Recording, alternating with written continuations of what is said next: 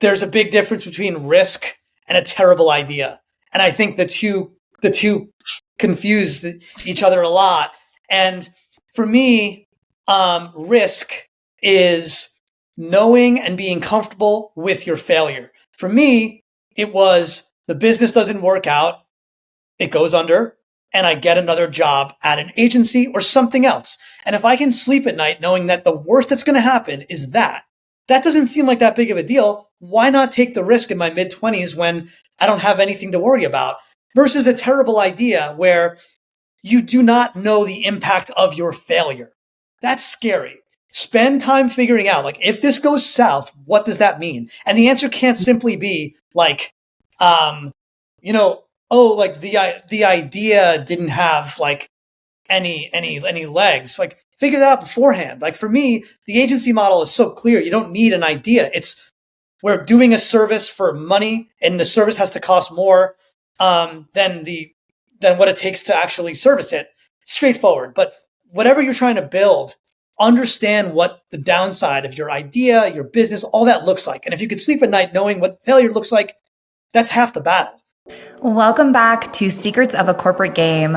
So many people are trying to navigate a corporate world that is laden with secrets, cleverly hidden and unspoken rules to a game that most employees don't even know they're playing. On this podcast, we try to give you a peek behind the curtain and unveil some of those secrets with tips and tricks that you can apply today to start taking control of your career and progress up the ladder faster. Hey, all of my lovelies. Today, we are going to be talking about leadership and building growth with John Sampogna. John is the CEO and co-founder of Wondersauce, an agency specializing in brand storytelling, paid media, e-commerce, and digital experiences. He's got over 15 years experience in digital marketing and advertising, and he has led work for a range of clients, including L'Oreal, Scotts, Brookfield, Golf.com, and Subway, amongst many others. I'm so excited, John, to have you on the show. Welcome. Excited to be here. Why don't we dive a little bit into your career journey? I'd love to talk about where you started and then kind of hone in on the moment that you decided to leave corporate and break free to do your own thing. Yeah, it's funny calling anything that we do corporate, including the stuff I did before this. So my story is, it's pretty straightforward. I went to school in New York City I wanted to do like music, like be a rock star. It didn't work out clearly. And I then thought music business would be cool. It wasn't. And a bunch of my friends were in advertising, and they were designers, developers, and they were like, you should look into being something at an agency. I feel like you'd like it. And I didn't know anything about like the agency structure, the agency world. I didn't grow up like admiring marketing and whatever. So it was a total like just jumping into something to get a job. And my first job was as the CEO's assistant. So the executive assistant to the CEO of a pretty big, at the time, digital agency. And I always say it was an 8-month job before I was promoted. But I sat in his office and I really got to see what it was like to run an agency from the very top.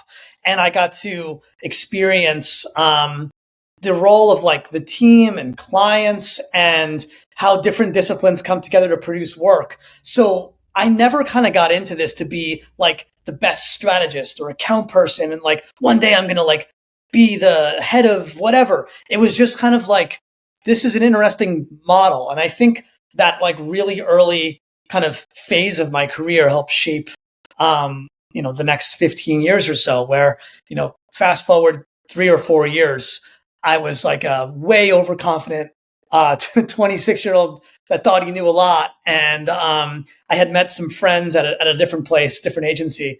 And we were always like, yeah, one day we're going to start a company. It's going to be like this way and that way.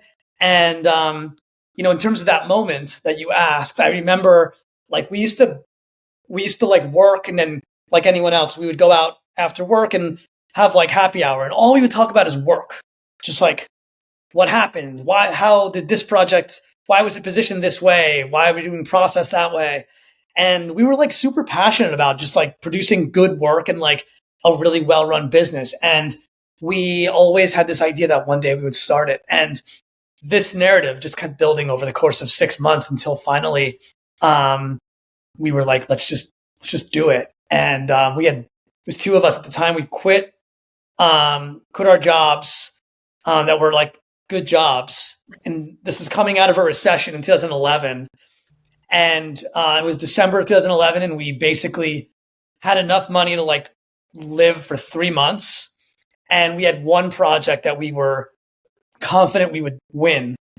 And yeah, we just did it. And it was all based on this idea of like, we can do it better.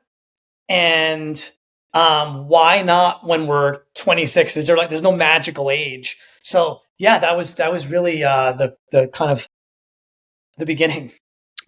I love the confidence. You're like, screw it. We'll just do it. It's great. And it's so interesting with your origin story, because I started very similarly. I was essentially an internal consultant working for a CFO. That's where I started my career. And to your point, you learn so much behind closed doors so quickly. And it does build maybe a little bit of overconfidence. Like, I know a lot of stuff because I've sat in these meetings with the CEO all the time. But it's so great to hear that like your passion for your business is really what started it all, right? As you may have started your career accidentally, but found a passion and really wanted to deliver that great work. So why don't you talk a little bit about the company you're now CEO of, right? You said you've been around 13 years. You guys are doing great work. Why don't you get listeners up to speed on like, what is Wondersauce? Like, how does it function? What do you guys do? What has it been like stepping into the CEO of now a pretty established company? Yeah, well, I've kind of been the CEO from, whether it was different titles and everything, but from the beginning. And for me, it was really along the lines of like, when I jumped into this industry, I was just super passionate about everything I was exposed to. I just really liked it. And I'm very competitive naturally. And we kind of created the company at a very interesting time. It was like, it was the advent of like brands experimenting with social media. So I remember like brands being like, I think we need a strategy for like Facebook. And we're like, yeah, you do. Let's figure it out. And there wasn't a playbook to this stuff. So we were kind of doing social marketing very early on.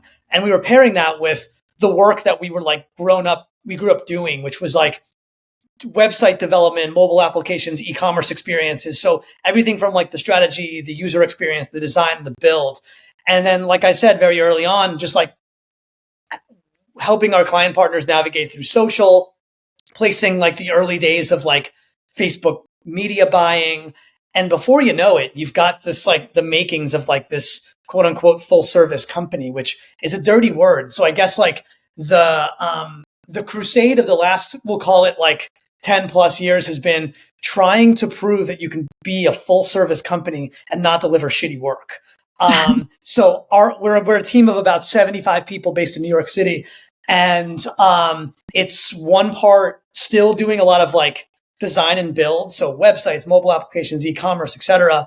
We're doing a ton of content creation, whether it's like polished campaigns, all types of social content, direct response, you name it. And then paid media, where we're doing everything from like linear TV, connected TV, podcasts, programmatic, all social stuff, really everything you need.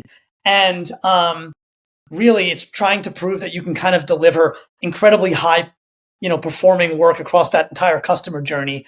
And whether it's a client who just wants one aspect of that service or the whole boat, we're really now kind of approaching every single situation very holistically. So even if we're just doing your website, we still want to know about your media and your campaign strategy, because we want to know the context in which traffic hits your website. It'll make conversion rate better. It'll make our UX decisions more informed. So yeah, that's been kind of like our journey, and it's been a fun one. That's awesome. So what is it like? You're now this, we talked a little bit before we started recording that like you've earned your chops, right? You're the CEO now. You kind of know what you're doing. I'm going to say kind of, you probably definitely know what you're doing. You're running the 75 person team. How does that translate into your skill set when you think of leadership and hiring and building this organization that, to your point, does everything, but does everything well? What are some of the things that you think about the most stepping into that leadership role that like have helped you be successful in that? Yeah.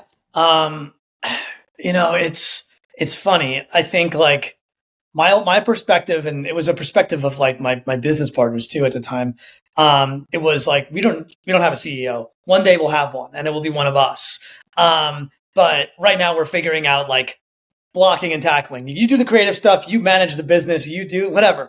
So, and I think there's a lot of that when you're building a company. It's basically trying to like patch the ship and figure out like no one's an expert at everything, but you're closer to accounting than I am. So you take that. I'm closer to like the account side. So maybe I'll take that. So there's a lot of like blocking and tackling on like the operational side where, for me at least, I admire entrepreneurs and founders who've done it alone. I think that's got to be so hard because for us, it was so crucial to rely on your business partners, and it's been incredibly helpful. But in terms of like what I've learned as a CEO, I think that like for me, I'm just starting to understand my management style and my expectations, and I always say this to people. There's always like pros and cons when you're accepting a job. And I think one thing that I'm very proud of what we've done is we've given people like really great opportunities to grow. And some of the best people always ask about like, what are like your best case studies at Wondersauce? And I'm like, for me, it's not even the work, it's the people. I'm so proud of like this person who was an intern and then ended up like 5 years later running a whole team, or this designer that opened up an office, or our producer who became part of the C-suite. To me, like those growth stories are amazing. And even just like, thank you for tuning in to today's episode. If you're finding the information on this podcast helpful and you're looking to take control of your career and start to elevate yourself to the next level, go ahead and check out our course. Go to bit.ly/career coach course to get signed up today and to start taking your career to the next level and navigate the secrets of the career game.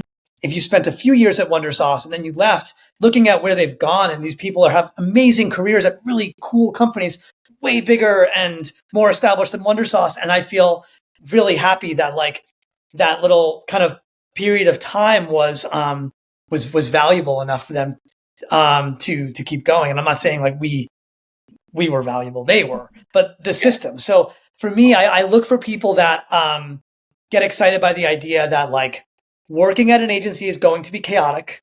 It's not easy. It's been said many, many, many times by many people. Demanding clients and expectations, fast timelines, ever shrinking budgets. It's tough. And there are easier ways to earn money than working at an agency. So for me, we can offer opportunity. And I just love when you see someone who, after a few months or a few weeks of working here, they see that like the structure and they're like, whoa, I can grow. And to me, that's like the most rewarding thing to witness. I love it. I want to hone in on two things that you shared for the audience. The first is like having specialties, right? And being able to lean on the people who have specialties, right? You talked about your co-founders, and it's a lot of like, I don't know how to do this, you do it, or you are closer to this, you run with it. And I think that that's so important. And we lose sight of that when we're trying to be the jack of everything, right? We're the jack of all trades. We're stepping into every role. And in the end, it actually hurts us because we don't have people who are specialized in certain things or who we can lean on and trust. So I love that you touched on that. And I love that you touched on growth, because I think for somebody who's in the career coaching space, that's the number one complaint I hear. Like, I've been doing my job. I've been doing a great job. There's no upward mobility. There's no opportunity to work on new things. There's no opportunity to make more money. And that's where I see people kind of like fleeing their jobs, is because they get stuck under a leader who wants to keep them in the same position. And so whether you're still learning or you've already learned, I feel like you're touching on a lot of things that are really key to what I'm seeing in the market. And it's interesting because you made a post on LinkedIn that I saw where you talked about, it's the most fun to work at an agency during like a fundamental shift, which is roughly about every 10 years. And I'd love to hear, like, when you say that, like, what are you seeing in your company that are shifting, right? You guys have been around for a while. You're well established. You've got good processes. What's shifting now that you think will like impact your industry? It's technology. I mean, I think like the most interesting thing is to look back. And if you look back 30, 40 years, it's always every 10 years, something major happens. And, if we're looking back to like 2010 or whatever that period was. I don't think we spoke about this at the beginning of the call, but like when brands were truly embracing the need to, be on social, that was such a shift. And that was paired with like things like the app store. That was like a new thing back then. That was like it was like 3 years old, and businesses were starting to realize that like maybe you need an app, but also you can actually create a business that lives on the app store. Mhm. And that was major. So usually when I look at fundamental shifts in the market, it's when our clients need us the most, and that's when it's most interesting because typically the way it works, at least from what I've seen, is when things are new, you bring in outside parties more, not only to do the work, but to help figure stuff out. And I'm not saying that like brands can't figure it out themselves. They very much can, but the briefs are more interesting and they're more collaborative. And typically there's a lot more creative runway to actually take some chance and to do things that are original, because best practice doesn't exist. And, now like the same stuff that was new in 2010, in 2024, like best practice, web standards, all that stuff, they exist. Like if I come in and I basically say, here's what I want to do to your e-commerce website, and it's wacky, people are going to be like, this is like not good. This is not acceptable. There are standards for how this should work. And there's always room to push things. But for the most part, like when you're on the product detail page and you're about to buy a $400 sweater, usually like the image is on the left, the details are on the right, the add to cart is above the fold, the navigation's locked to the top. Like there are ways of doing things. If I'm going to place a buy on Facebook, there's good ways and bad ways of doing it. So really like the role of the agency moves from like creative partner or partner, but almost the partner word starts to fade a little bit and it becomes more of a vendor. And that it's a necessary part of what we do, but it's obviously not as fun. And what I think we're going through right now, where you can make the case it started about a year ago with everything with ChatGPT dropping, but you're seeing it. Everyone is basically thinking about what it's going to do to their business. And I'm not going to bore you with like what it's going to do for like efficiency and, make your creative briefs better and all that stuff. Everyone knows that. But for me, I think what's most exciting is it's going to shake everything up again from a web standard standpoint. I think like the e-commerce website of 2027 is going to look so much different than today. Campaigns, media spends, all that stuff is going to feel different. It's going to be more automated. It's going to be more dynamic. Everything's going to be changing. So I think then like typically when that happens, it means the role of the agency partner comes back because brands need us to help figure this stuff out. I love it. And, AI is such a popular topic right now. And it's interesting. I work in technology, and we just recently had a summit where we were talking about AI and the impacts on the business. And I started in machine learning a long time ago, which is what AI used to be, but now is considered like uncool and old. And it's interesting because that evolution, it is changing things, right? I've seen quite a few influencers lately, myself included, kind of complain about like the meta AI. Like, I don't want to AI ask you things. I want to just search my contacts. Please stop giving me recommendations. And so I think it is interesting because companies are going to have to find this balance between how do we service people who know what they want? How do we provide educated, logical thinking to support people who don't know what they want? How do we drive this? And so it's interesting that you mention your partner relationships, because I'm sure your partner relationships are dynamic and they change in these changing environments. But you've also had partner relationships with like Fortune 500 companies and some of these really top executive leaders. My guess is you've had to navigate some interesting personalities and some interesting situations, and you've had to build those communication skills. So I'd love to hear, when you're interacting with clients, you're building these partner relationships, how are you doing this in a way that is effective for both of you? Because I'm sure you guys have a way you want things done. They have a way they want things done. How do you kind of bring all of that together? Yeah, and we're big on like frameworks over process. That's always been a thing for us. Like we do not have a specific process that we're like, you need to follow this or it's not going to work. We have like frameworks for how we manage, resources, creative deliverables, code, quality assurance, whatever. But it can be applied to any process because at the end of the day, it's our job to make this as easy as possible for our clients, or it's just not going to work. And I always strive for, clients to be thrilled with our work. And I say that at the end of a relationship or an engagement, I don't want you to say like, if you're like out with friends and you're like, oh, you just did like a new campaign, like who'd you work with? I don't want you to say like, you should work with Wondersauce. They make the best campaigns. That's like that sounds great, but I would rather you say like, oh, I'll introduce you. They're the best. We love them. Like that's what I'm looking for.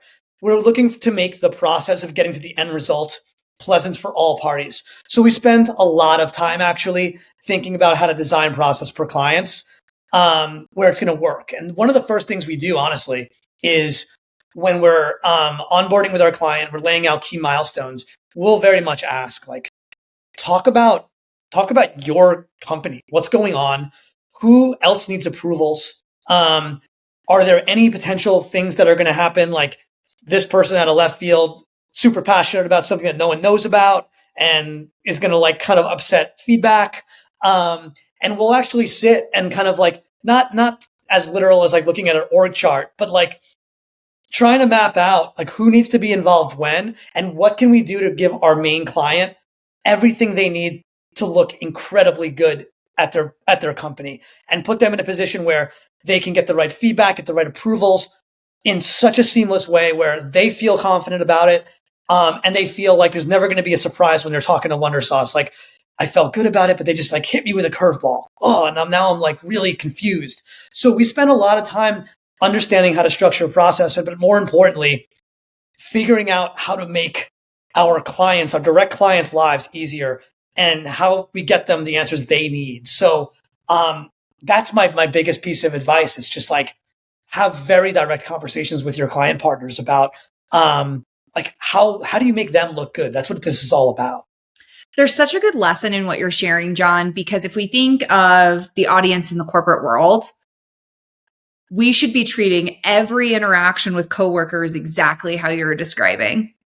Yeah. Right? My job is to make you look good. My job is to not throw a curveball at you in a meeting in front of senior leadership. My job is to help you get exactly what you need for your objectives. So you'll help me get what I need for my objectives and we all leave happy, right? And so I love what you're talking about because so often I feel we get blinders, right? This is the issue with a lot of large agencies. I'm familiar with quite a few of them because I swear they pay me bills. Most of my clients are in agencies. And we get these blinders on and we think like it's just what I need. It's just about my priorities, just about my scope. It's just about, and when we start to do that, we get further and further from the other people that we have to work with, that we're going to have to engage with. And so this method that you're outlining of interacting with the client, of putting them first, their priorities first, understanding them, it creates this empathy and this trust, right? Yes. That I'm sure allows you to work more effectively with them and probably helps you both retain clients, but also get more referrals. Yes.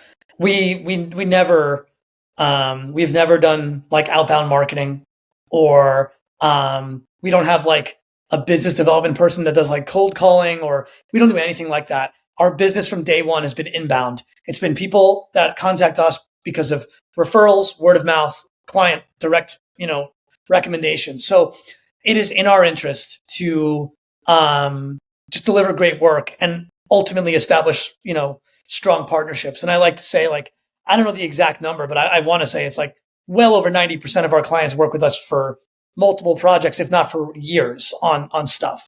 It's very, very rare where it's like, you're in, you're out, and that's it. And I think that, obviously sometimes things go south and there's, those aren't great times, but, and it happens. But, for the most part, I do think that we're good at developing strong connections with our clients. And, I know that like a lot of people on our team, they consider their clients like friends and they want to do right by them. They don't want to let them down. And I think that's like something that I see a lot. And, even like outside of Wondersauce, you see it like when you're talking to people within like, within the industry, there's like this adversarial relationship between like agency and brand. And, that's never been us. For me, the second I kind of smell negativity, I squash it. I'm like, that is not going to be good for anyone. It's in our interest to deliver great work. And the only way to do good work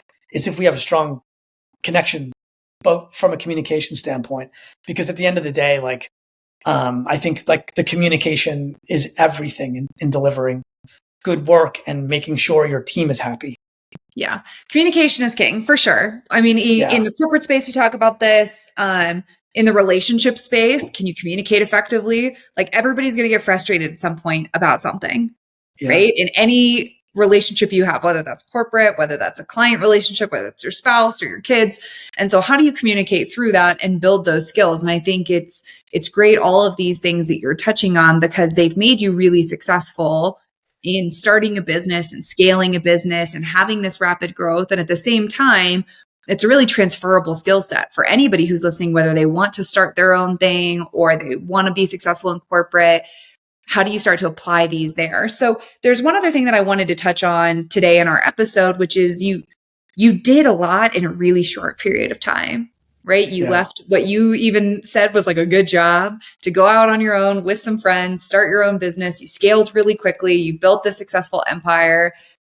How do you manage it all? Like, what are some tips or tactics you have from like a mindset perspective to help anybody who's trying to juggle lots of things or who's kind of in the thick of it and having a hard time kind of figuring out how to make it through? Yeah, I can answer that quickly two ways. So, anytime you're close to like 100 people, you need layers of management and scale. Not like, it doesn't have to be obtuse where it's so corporate, but you need a lot of the traditional things people tell you need. You need great people to run teams. I will say this right now. I am so proud and happy of our team at any level. And they run Wondersauce. I make business decisions and I help where I can, but you need a team you trust. And as a CEO, you need to feel confident in the way people think. And the way I train people at all levels is really around just like a communication style. And I really have I have extreme patience for certain things and not for other things. For me, if you are a strong writer, if you are a good communicator, and ultimately you're organized, you're going to succeed. The only other thing you need is the curiosity to learn, and it's a great combination. If you're passionate and you want to learn, it's going to be a good fit. And I even say this to people. I say, make the same mistake 3 times. I'm fine with it. The first time it's because we put you in a position where we shouldn't have done it. And I want to see how far we can push to make you, know that there's a lot of room to grow here. The second time, the same exact thing approached you from a different angle and you didn't see it. And the third time, you just made the mistake because you're still trying to make it, you're still trying to master it, but you're that close. After 3 times, maybe it's sloppiness and you need to actually focus more, but extreme patience for that. So for me, it's really about the team. And then, in terms of just when we were only 2 people or 3 or 4, when we were figuring this out way back when, and the funny thing is I wish I can go back to my mindset from my mid-20s, because I didn't know anything. And there's something about being naive, that it's so pure, and all you have is your stream of conscious to make the decision in the moment. And now I'm for all intents and purposes, I'm ruined. I know too much about oh, there's too much risk in that. And here's why. Oh, we got to talk to our lawyer about that. Oh man, run the numbers, make sure it makes sense. I'm ruined. And I wish I can go back to my mid-20s. And a little exercise I always kind of built, was this idea. I wrote about it recently. It's called the cost of doing business. And it's something that it's a very literal term. And I remember early on, the literal cost of doing business when we were mapping out all the expenses. Okay, we've got this little office. It's going to cost this much. We have payroll. It's going to cost this much. We have insurance, meals, entertainment, all this stuff. And, it's a number, and you have to make sure that every month you make that number, to, sustain at least a break even or a profitable business. And then I remember we kept on getting hit with things the first time,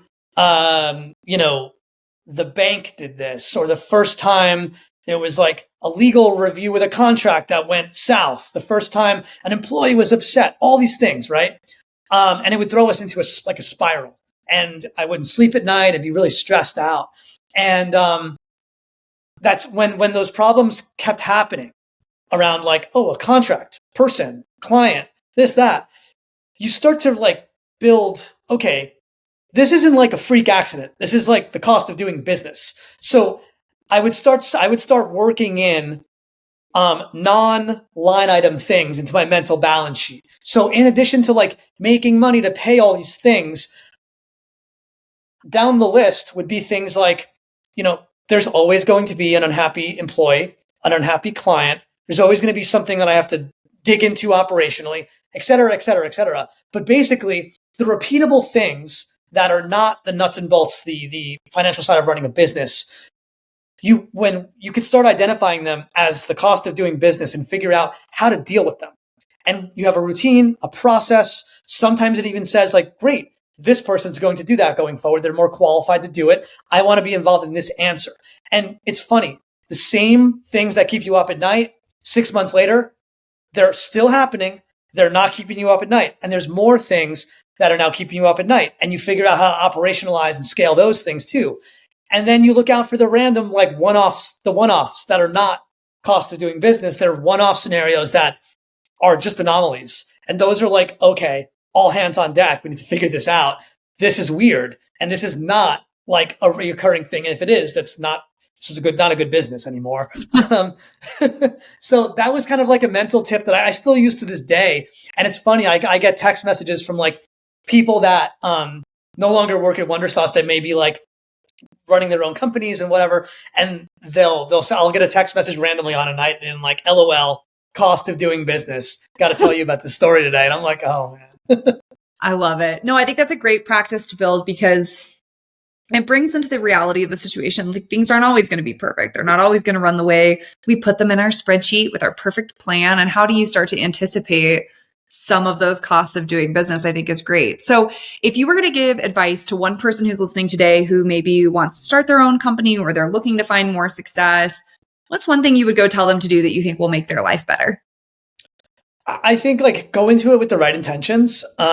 It shouldn't primarily be about money. It should be about something else. I think that like I said this before, there's a million ways to make money. And I do think like everyone dreams of like having their own company and maybe selling it or whatever. And trust me, like having done that, it's great. But I'm still here and I'm still working on it. Well after our sale. So I think going into something with the right intentions. And I think like, there's no book, there's no blog, there's no preparation for this stuff. You've got to figure it out on your own. I can tell you like whether or not it's going to work. I don't think that really matters. You'll still get what I like to call like an MBA, the hard way, in all things, important to running a company. And I think that like, whatever the idea for the business is, for me, using like the creating an agency, example, I think that like another exercise I use in addition to like this cost of doing business joke I have is like, it's like, there's a big difference between risk and a terrible idea. And I think the two confuse each other a lot. And for me, risk is knowing and being comfortable with your failure. For me, it was the business doesn't work out. It goes under and I get another job at an agency or something else. And if I can sleep at night knowing that the worst that's going to happen is that doesn't seem like that big of a deal. Why not take the risk in my mid-20s when I don't have anything to worry about versus a terrible idea where you do not know the impact of your failure? That's scary. Spend time figuring out, like, if this goes south, what does that mean? And the answer can't simply be like, like the idea didn't have like any legs. Like, figure that out beforehand. Like for me, the agency model is so clear. You don't need an idea. We're doing a service for money, and the service has to cost more than what it takes to actually service it. It's straightforward. But whatever you're trying to build, understand what the downside of your idea, your business, all that looks like. And if you could sleep at night knowing what failure looks like, that's half the battle. So I know we live in this like fail fast lifestyle now where everyone glorifies it. And there's some fun to that. And there's some value in like learning from your bruises. I do it all the time, but I also don't think it's good to just like fail. Like, I don't know. I don't think that's a great way of looking at things. And you'd be surprised. I actually don't think people separate the two between like a risk and a really just bad idea from the start often enough. And a little bit of critical thinking and reflection often helps. Yeah, I think that's great. And, something that I encourage people oftentimes when we're talking about their career is you need to ask your boss for that promotion, for the job you want, for the title you want, for the money you want, because your risk of failure is they say no. Yeah. And you're in the exact same job you're in today, which and is you've got more perspective. Yeah, which is an okay place to land versus quitting your job with no job lined up. Much bigger risk, much more impact to life, much more impact to self, right? And being able to evaluate those the way that you were describing, I think is so key, whether it's your career or it's starting a business. How do you evaluate what the impact's going to be so you feel comfortable with it? So this has been a great chat, John. If people are listening to this and loving it, which I'm sure they are, where can they go to learn more about you and learn more about Wondersauce? Wondersauce.com, and you can find me on LinkedIn, just John Sampogna. Awesome. We will tag both of those in the show notes. Otherwise, if you're listening to this and you're loving it, make sure you give us 5 stars so we can get more amazing guests like John on the show, and leave your comments and your questions down below. Otherwise, John, it was amazing having you on today. I appreciate your time. Thanks so much, Kendall.